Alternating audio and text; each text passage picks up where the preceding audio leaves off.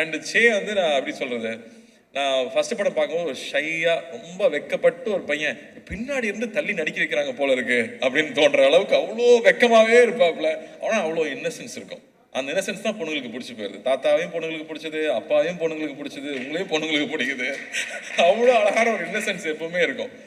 And கொஞ்சம் கொஞ்சமாக நான் பார்க்கும்போது ஃபிசிக் மாத்திராப்புல. நான் செய்ய பற்றி சொல்லணும்னு நினச்சப்போ எனக்கு வந்து அந்த ஷாஷங்க் ரெடெம்ப்ஷன் ஆண்டி டூஃப்ரேன் ஞாபகம் வந்துச்சு. அதில் இன்ட்ரடியூஸ் பண்ணும்போது அவனை சுற்றி ஒரு பபிள் இருக்க மாதிரி இருக்கு, எதுவுமே அவனை அஃபெக்ட் பண்ண விடுறதில்ல, அவன் பாட்டுக்கு அவனோட ஜோனில் போயிட்டே இருக்காரு.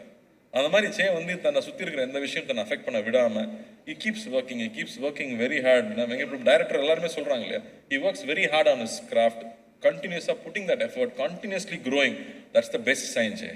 I think the best time all we can do for ourselves is constantly keep growing and அந்த இம்ப்ரூவ்மெண்ட் பார்த்துட்டே இருக்கு. இந்த படத்தில் முக்கியமாக நான் மஜ்லி எனக்கு ரொம்ப பிடிக்கும். மனம்ல வந்து தாத்தா கூட நடிக்கிறது சாதாரண விஷயம் இல்லை.